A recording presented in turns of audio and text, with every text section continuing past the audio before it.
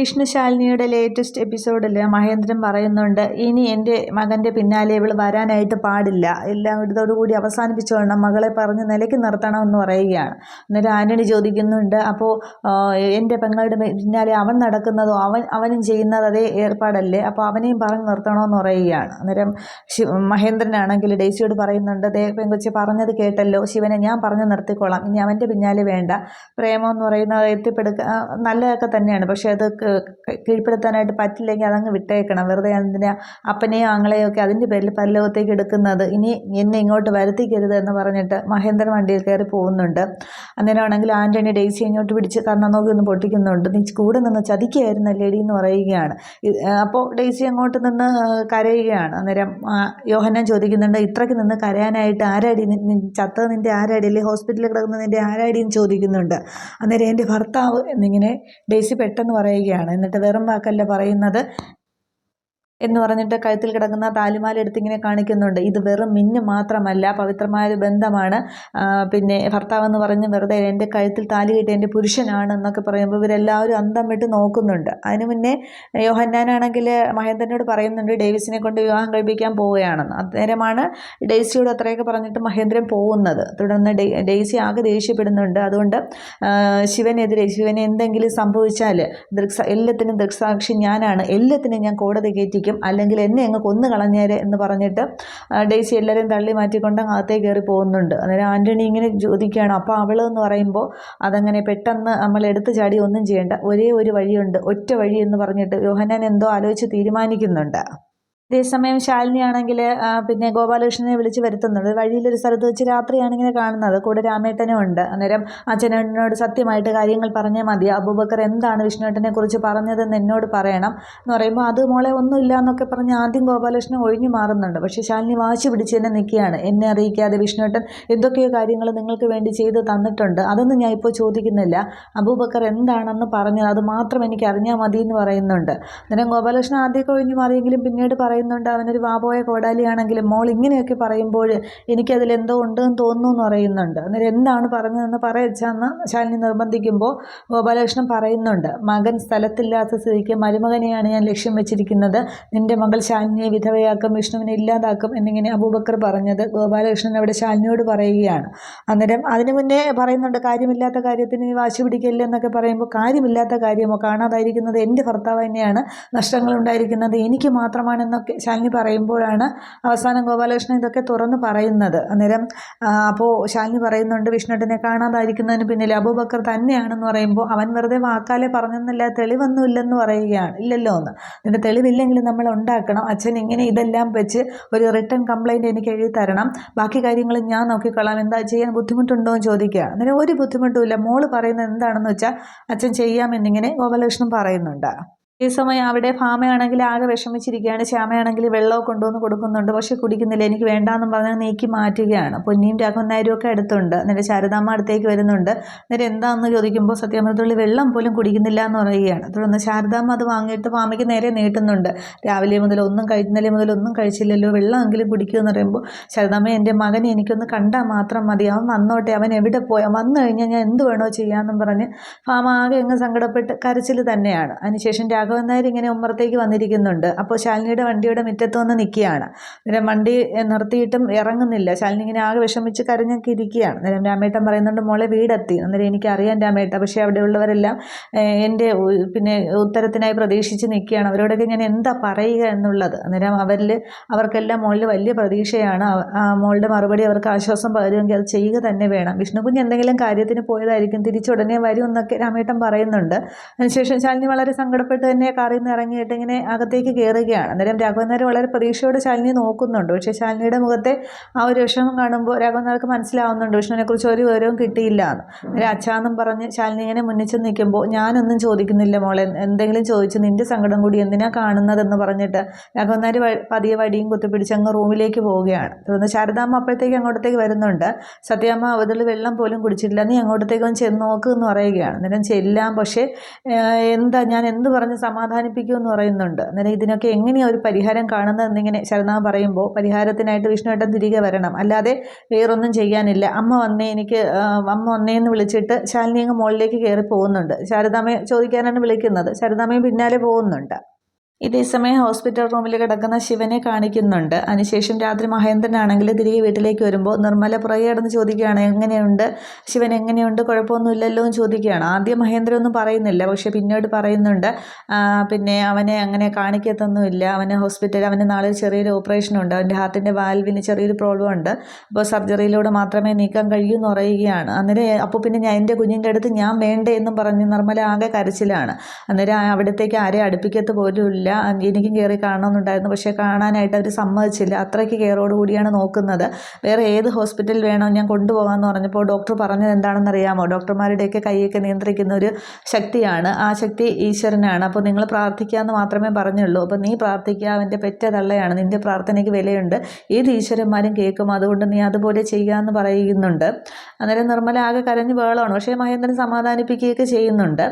ഈ ഒരു സമയത്ത് തന്നെ ഡെയ്സി ആണെങ്കിൽ മഹേന്ദ്രനെ ഫോൺ ചെയ്യുന്നുണ്ട്. അച്ഛാന്ന് വിളിച്ച് തന്നെ ഡെയ്സി സംസാരിക്കുന്നത്, എനിക്ക് ഹോസ്പിറ്റലിലെ കാര്യങ്ങൾ അറിയണമെന്നുണ്ട്, വന്ന് നിൽക്കണമെന്നുണ്ട്, ഞാൻ എന്താ വേണ്ടതെന്നൊക്കെ ചോദിക്കുകയാണ്. അന്നേരം അവന് നാളെ ചെറിയൊരു ഓപ്പറേഷൻ ഉണ്ടെന്ന് പറയുമ്പോൾ ഡെയ്സി ആകെ ടെൻഷൻ ആവുന്നുണ്ട്. അന്നേരം പേടിക്കാനൊന്നുമില്ല, അത് അവർ നേരെ നോക്കിക്കൊള്ളാം എന്നാണ് പറയുന്നുള്ളത്. അവൻ്റെ അമ്മയോട് പറഞ്ഞാൽ തന്നെയാണ് എനിക്ക് നിന്നോടും പറയാനുള്ളത്, പ്രാർത്ഥിക്കുക, അല്ലാതെ നമുക്ക് വേറൊന്നും ചെയ്യാനായിട്ട് സാധിക്കില്ലല്ലോ എന്ന് പറഞ്ഞ് മഹേന്ദ്രൻ അങ്ങ് ഫോൺ കട്ട് ചെയ്യുന്നുണ്ട്. അന്നേരം ഡെയ്സി ആകെ ഇങ്ങനെ വിഷമിച്ചിരിക്കുകയാണ്.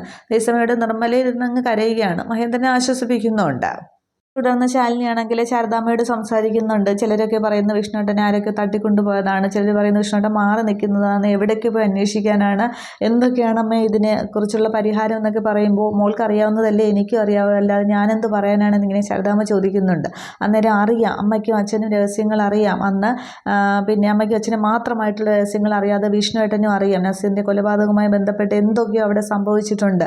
അബൂബക്കർ എന്തിന് വിഷ്ണുവേട്ടനെ തട്ടിക്കൊണ്ടു പോകണം, അത് അങ്ങനെ എന്നെ വിധവാക്കണം എന്നൊക്കെ പറഞ്ഞതിനുള്ള പിന്നിലെ കാരണം അമ്മയ്ക്ക് മാത്രമേ അറിയാവൂ എന്നിങ്ങനെ പറയുമ്പോൾ ശാരദമ്മ ഞാൻ ആദ്യം ഇങ്ങനെ പരിഭ്രമിക്കുന്നുണ്ട്. അന്നേരം പറയമ്മ, എന്തെങ്കിലും അറിയാമെങ്കിൽ പറയേ, ഇതിൽ ബലിയാടായിരിക്കുന്നത് ഞാനാണ്, എൻ്റെ ജീവിതമാണ്, എൻ്റെ വിഷ്ണുവേട്ടനാണ് ഇല്ലാതായിരിക്കുന്നത് എന്നൊക്കെ. അന്ന് നമ്മൾ ടൂറിന് പോയതിൻ്റെ അന്ന് രാത്രി വിഷ്ണുവേട്ടൻ അവിടെ വന്നിരുന്നു, അവിടെ എന്താ സംഭവിച്ചത് എന്നൊക്കെ ഇങ്ങനെ ചോദിക്കുമ്പോൾ അവസാനം ശാലിനി ഇങ്ങനെ ശാരദാമ്മയെ പിടിച്ച് കുലുക്കുകയും ദേഷ്യപ്പെട്ടും സങ്കടപ്പെട്ടും ഒക്കെ ഇങ്ങനെ ചോദിക്കുന്നുണ്ട്. അവസാനം ശാരദാമ്മ പറയുന്നുണ്ട്, അച്ഛനാണ് സമ്മതിക്കാതിരുന്നത്, അന്നേ നിന്നോട് കാര്യങ്ങൾ തുറന്നു പറയണമെന്നുണ്ടായിരുന്നു എന്ന് പറയുമ്പോൾ അമ്മ എന്നാലും നടന്നത് എന്താണെന്ന് പറഞ്ഞില്ല എന്നിങ്ങനെ പറയുമ്പോൾ ശാരദാമ്മ ഉണ്ടായ സംഭവങ്ങൾ പറയുന്നുണ്ട്. അന്ന് നൂറിനെ കൊണ്ടുപോകാനായിട്ട് നസീറുടെ വന്നതും ചെറിയൊരു കശപിശ ഉണ്ടായിരുന്നു, പിന്നീട് ഗോപാലകൃഷ്ണൻ ഇങ്ങനെ തള്ളിയപ്പോൾ വീണതും നസീറിൻ്റെ മരണം സംഭവിച്ചതും ഒക്കെ പറയുകയാണ്. അന്നേരം ഇതിലൊന്നും മനസ്സറിഞ്ഞു പോലും വിഷ്ണുവിന് യാതൊരു പങ്കുമില്ല, വിഷ്ണു ഒന്നും ചെയ്തിട്ടില്ല, അച്ഛനെയും അമ്മയും സഹായിക്കുകയാണ് ചെയ്തത്, ഒരു മകൻ എന്ന രീതിക്ക് സഹായിക്കുകയാണ് ചെയ്തതെന്ന് പറയുന്നുണ്ട്. ഇതൊക്കെ ഇങ്ങനെ അറിയാതെ പറ്റിയ ഒരു കയ്യബദ്ധം, പിന്നീട് ആരെ അറിയിക്കാതിരിക്കാനുള്ള ഒരു വെപ്രാളമായിപ്പോയി. പക്ഷേ അതൊക്കെ അങ്ങനെ അല്ലാതെ വേറൊന്നും വിചാരിച്ച് ചെയ്തതല്ല. ഇങ്ങനെ ഒതുങ്ങി വന്നപ്പോഴാണ് അയാളുടെ വരവ് എന്ന് പറഞ്ഞിട്ട് ആ വേലായുധം വന്നല്ലോ, അപ്പോൾ വേലായുധം വന്നതും പിന്നീട് പൈസ ചോദിച്ചതും ആ കാര്യങ്ങളൊക്കെ പറയുന്നുണ്ട്. അതിന് ശേഷമാണ് വിഷ്ണു ഇതൊക്കെ അറിഞ്ഞത്. അന്ന് മുതലാണ് വിഷ്ണു ഞങ്ങളെ സഹായിക്കാനായിട്ട് ഓടി നടന്നത്, അല്ലാതെ വിഷ്ണുവിൻ്റെ മനസ്സറിഞ്ഞു പോലും ഇതിൽ യാതൊരു പങ്കുമില്ല, അവനൊരു തെറ്റും ചെയ്തിട്ടില്ല എന്നിങ്ങനെ പറയുന്നുണ്ട്. അന്നേരം ശാലിനി പറയുന്നുണ്ട്, നിങ്ങളിത് അന്നേ അമ്മയ്ക്ക് ഇത് എന്നോട് തുറന്നു പറയാമായിരുന്നു, ഇതിൽ ബലിയാടായിരിക്കുന്നത് എൻ്റെ ജീവിതമാണ്, എൻ്റെ വിഷ്ണുവേട്ടനാണ്, എനിക്കിത് നഷ്ടമായിരിക്കുന്നത്, അന്ന് എന്നോട് പറഞ്ഞിരുന്നെങ്കിൽ ഇതിനൊരു പരിഹാരം ഞാൻ കാണുമായിരുന്നു. ആ പാവം എന്നെ പോലും അറിയിക്കാതെ രാത്രിയെന്നോ പകലെന്നോ ഇല്ലാതെ ഓടി നടന്നാണ് നിങ്ങളെ സഹായിച്ചത്, എന്നിട്ടിപ്പോൾ കിട്ടിയതെന്താ, എൻ്റെ ജീവിതം പോയില്ലേ, നിങ്ങൾ അച്ഛനും അമ്മയും ചെയ്ത കുറ്റം മറയ്ക്കാൻ വേണ്ടി ബലിയാടാക്കിയത് എൻ്റെ വിഷ്ണുവേട്ടനെയാണ്, എൻ്റെ ഭർത്താവിനെയാണ് ഇല്ലാതാക്കിയത് എന്നൊക്കെ പറഞ്ഞ് ശാലിനി ഇങ്ങനെ ഒരുപാട് സംസാരിക്കുമ്പോൾ ശാരദ പറയുന്നുണ്ട്, മോൾ ഇങ്ങനെയൊന്നും പറയില്ല, ഇതൊന്നും ഞാൻ മനസ്സിൽ പോലും വിചാരിച്ചിരുന്ന കാര്യങ്ങളൊന്നും അല്ല, ഞാൻ ചങ്ക് പൊട്ടി ചത്തുപോത്തേ ഉള്ളൂ എന്നൊക്കെ ശാരദ പറയുന്നുണ്ട്. വിഷ്ണു മനസ്സിൽ നന്മയുള്ളവനാണ്, അവൻ തിരിച്ചു വരിക തന്നെ ചെയ്യും, അവനൊരാപത്ത് സംഭവിക്കില്ല എന്നിങ്ങനെ പറയുമ്പോൾ എന്നിട്ട് എൻ്റെ വിഷ്ണുവേട്ടൻ വന്നില്ലല്ലോ, പാവം എവിടെ പോയി എന്നൊക്കെ പറയുന്നുണ്ട്. അന്നേരം പക്ഷേ വിഷ്ണു പിന്നെ അബൂബക്കർ എന്തിനെ വിഷ്ണുവേട്ടനെ തട്ടിക്കൊണ്ട് പോകണം എന്നിങ്ങനെ ശാലിനി ചോദിക്കുമ്പോൾ ശാരദാമ്മ പറയുന്നുണ്ട്, അന്ന് ആ ബോഡി എവിടെ നിന്ന് മാറ്റാനായിട്ട് കമലിനെയും കൂട്ടിക്കൊണ്ട് വിഷ്ണു ഒരു ശ്രമം നടത്തി എന്ന് പറയുന്നുണ്ട്. പക്ഷേ അതും വിഷ്ണു അവിടെ പോയതും വിഷ്ണു തിരികെ ശാരദാമ്മയോടും സംസാരിച്ചതൊക്കെ പറയുന്നുണ്ട്. ഞങ്ങളവിടെ പോയി എന്നുള്ള നേരാണ്, പക്ഷെ ബോഡി കിട്ടിയില്ല എന്നൊക്കെ വിഷ്ണു പറയുന്നതൊക്കെ പറയുകയാണ്. എന്നിട്ട് ശാലിനി ചോദിക്കുന്നുണ്ട്, പിന്നെ ആ ബോഡി എവിടെ പോയി എന്ന് ചോദിക്കുമ്പോൾ അത് അച്ഛന് മാത്രമേ അറിയത്തുള്ളൂ എന്ന് പറയുകയാണ്. അവസാനവും ശാലിനിയും കരയുകയും ദേഷ്യപ്പെടുകയും ഒക്കെ ചെയ്യുമ്പോഴാണ് ശാരദാമ്മ പറയുന്നത് വിഷ്ണു തിരികെ വരുമെന്നുള്ളത്. എങ്കിൽ പിന്നെ എവിടെ എൻ്റെ വിഷ്ണുവേട്ടൻ എവിടെയെന്നും പറഞ്ഞ് ശത്രുക്കൾ പലതരത്തിലാണ്. പലതും ആളുകളെ സഹായിക്കാൻ പോയി തന്നെയാണ് പല ഭാഗത്ത് ശത്രുക്കളെ കൂട്ടിയത്. ഇതിപ്പോൾ എവിടെ പാവം ഇനി ജീവന് വേണ്ടി എവിടെയെങ്കിലും ഒളിച്ചിരിക്കുന്നു, എവിടെയെങ്കിലും പെട്ടുപോയോ എന്നൊക്കെ ഇങ്ങനെ ശാലിനി ആലോചിച്ച് സങ്കടപ്പെടുമ്പോൾ ശാരദാമ്മയ്ക്ക് അത് നോക്കി നിൽക്കാൻ മാത്രമേ സാധിക്കുന്നുള്ളൂ. തുടർന്ന് പിറ്റേന്നാണെങ്കിൽ ശിവന്റെ ഓപ്പറേഷൻ അവിടെ നടക്കുന്നുണ്ട്. പുറത്താണെങ്കിൽ മഹേന്ദ്രനും ഡെയ്സിയും ചന്ദ്രയും നിർമ്മലയും ഒക്കെയുണ്ട്. എല്ലാവരും ഇങ്ങനെ ടെൻഷനിൽ അങ്ങോട്ടും ഇങ്ങോട്ടൊക്കെ നടത്തുന്നുണ്ട്. ഡെയ്സി ആണെങ്കിൽ അവിടെ വാതൊക്കെ നിന്ന് ആകെ കരച്ചിലൊക്കെ തന്നെയാണ്. നിർമ്മലയാണെങ്കിൽ ഇത് കണ്ടുകൊണ്ട് അടുത്തേക്ക് ചെല്ലുന്നുണ്ട്. നിങ്ങൾ തമ്മിലുള്ള ബന്ധം എത്രത്തോളം ആണെന്നൊന്നും എനിക്കറിയില്ല, പക്ഷേ എനിക്ക് ഒന്നേ പറയാനുള്ളൂ, പ്രാർത്ഥിക്ക്. നിൻ്റെ കണ്ണിൽ നിന്ന് ഈ കണ്ണീര് കണ്ടിട്ട് പറയുകയാണ്, പ്രാർത്ഥിക്ക്, നിൻ്റെ പ്രാർത്ഥനയ്ക്ക് അപ്പോൾ വിലയുണ്ടാവും എന്നിങ്ങനെ പറയുന്നുണ്ട്. നേരവും മഹേന്ദ്രൻ ഇതൊക്കെ ശ്രദ്ധിക്കുന്നുണ്ട്, ചന്ദ്ര ഇതൊക്കെ ശ്രദ്ധിക്കുകയാണ്. ഡെയ്സി ഇന്ന് കരയുന്നേ ഉള്ളൂ.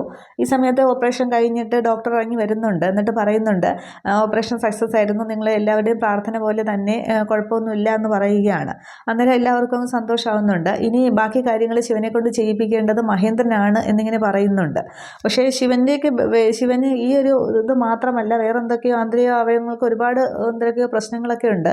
അതൊന്നും ഇവരാരോടും മഹേന്ദ്രൻ പറഞ്ഞിട്ടില്ല. അന്നേരം ബാക്കി കാര്യങ്ങൾ എന്തെങ്കിലും ഡോക്ടർ പറയുമ്പോൾ പിന്നെ മഹേന്ദ്രൻ പെട്ടെന്ന് അങ്ങ് പറയുന്നുണ്ട്, അത് ഡോക്ടർ എന്നോട് നേരത്തെ പറയുന്നുണ്ടല്ലോ, ഹൃദയ സംബന്ധമായല്ലേ, എക്സസൈസ് മെഡിസിൻ കാര്യങ്ങൾ അതൊക്കെ ഞാനങ്ങ് ചെയ്യിപ്പിച്ചോളാം. പിന്നീട് ഡോക്ടർക്ക് എന്തെങ്കിലും എന്നോട് പറയാനുണ്ടെങ്കിൽ ഞാൻ ക്യാബിനിലേക്ക് വരാമെന്നിങ്ങനെ എല്ലാവരെയും മുഖത്തിങ്ങനെ പരിഭ്രമിച്ച് നോക്കി മഹേന്ദ്രൻ പറയുമ്പോൾ ഡോക്ടർക്ക് മനസ്സിലാവുന്നുണ്ട്. ഡോക്ടർ ശരിയെന്ന് സമ്മതിച്ചിട്ട് അങ്ങ് പോവുകയാണ്.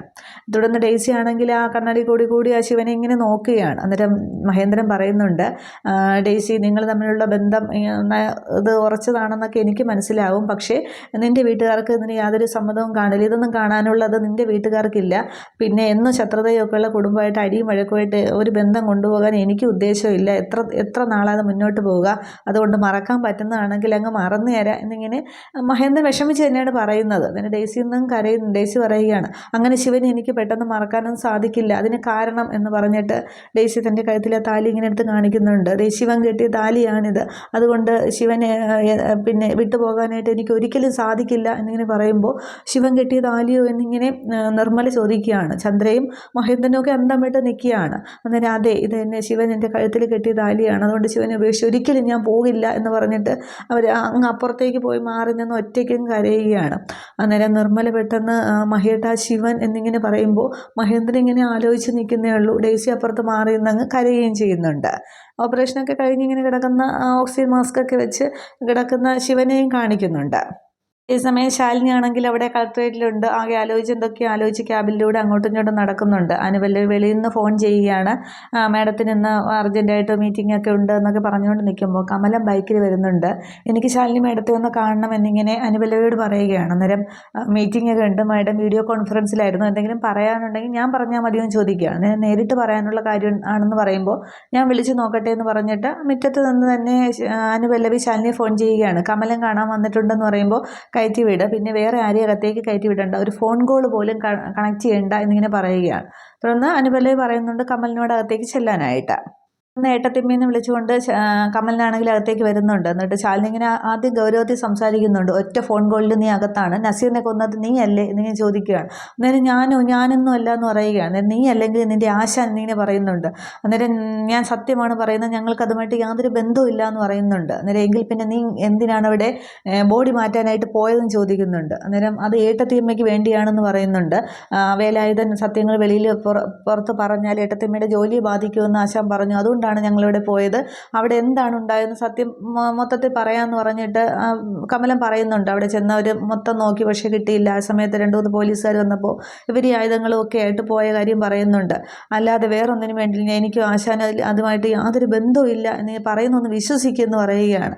അന്നേരം എങ്കിൽ പിന്നെ നിൻ്റെ ആശാൻ എവിടെ പോയി, അതിന് എന്തെങ്കിലും ഒരു സൂചന തരാൻ പറ്റുമെങ്കിൽ നീ പറയും, എന്നെ ഒന്ന് സഹായിക്കുമെന്ന് പറയുകയാണ്. അന്നേരം ആശാനെ കണ്ടെത്തേണ്ടത് ഏട്ടത്തിയമ്മയെ പോലെ എൻ്റെ ആവശ്യം തന്നെയാണ്. ചോദ്യചിഹ്നമായിട്ട് ആശാൻ എൻ്റെ മുന്നിൽ നിൽക്കുകയാണ്, എൻ്റെ ജീവിതത്തിൻ്റെ ഒരു ഭാഗമാണ് കാണാതായിരിക്കുന്നത്.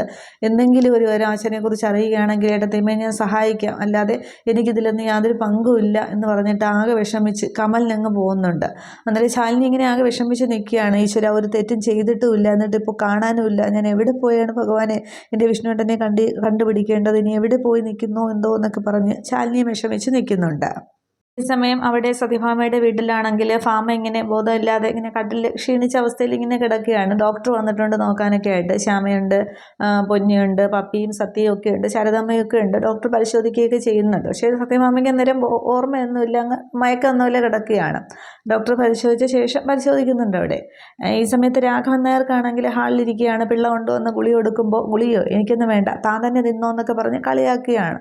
ഒരു സമനിലയറ്റിയ സംസാരം തന്നെയാണ്. ഈ സമയത്താണ് ഓട്ടോയിൽ അവിടെ ഗോപാലകൃഷ്ണൻ വന്നിറങ്ങുന്നത്. അന്നേരം ആരോ വന്നിട്ടല്ലോ എന്ന് പറയുമ്പോൾ ഞാൻ നോക്കാമെന്ന് പിള്ള പറയുന്നുണ്ട്. താനെന്തിനാ നോക്കുന്നത്, എനിക്കറിയാം നോക്കാമെന്ന് പറഞ്ഞിട്ട് വെപ്രാളപ്പെട്ട് നടന്നു വരികയാണ്. എന്നിട്ട് ഉമ്മറത്തേക്ക് വന്നിട്ട് ആരാ എന്താന്നൊക്കെ ചോദിക്കുന്നുണ്ട്. അന്നേരം ഗോപാലകൃഷ്ണൻ അന്തം വിട്ട് നിൽക്കുകയാണ്. അന്നേരം അത് ഞാൻ ഗോപാലകൃഷ്ണൻ എന്ന് പറയുമ്പോൾ ഗോപാലകൃഷ്ണനോ, ഏത് ഗോപാലകൃഷ്ണൻ ചോദിക്കുമ്പോൾ ശാരദയുടെ ഭർത്താവ് എന്ന് പറയുമ്പോൾ ഏത് ശാരദ, വഴുതെറ്റി ഓരോരുത്തർ ഇങ്ങോട്ട് വന്ന് കയറിക്കോളും, പിള്ളേ പറഞ്ഞു വിട്, ഓരോരുത്തർ വന്ന് കയറുന്നു, ചോദിക്കാനും പറയാനും ആരുമില്ല എന്നൊക്കെ പറഞ്ഞ് ഇങ്ങനെ പെറുപുറത്ത് കൊണ്ട് രാഘവൻ നായർ അകത്തേക്ക് പോവുകയാണ്. അന്നേരം പിള്ള സങ്കടത്തോടെ പറയുന്നുണ്ട് വിഷ്ണു കുഞ്ഞിനെ കാണാതായത് മുതൽ ഇങ്ങനെ തന്നെയാണെന്ന് പറയുന്നുണ്ട്. ഈ സമയത്ത് ഡോക്ടർ പരിശോധിച്ച് അവിടെ ഹാളിലേക്ക് ഇറങ്ങുന്നുണ്ട്. ഗോപാലകൃഷ്ണൻ ഉമ്മറത്ത് സിറ്റൗട്ടിൽ തന്നെ നിൽക്കുകയാണ്.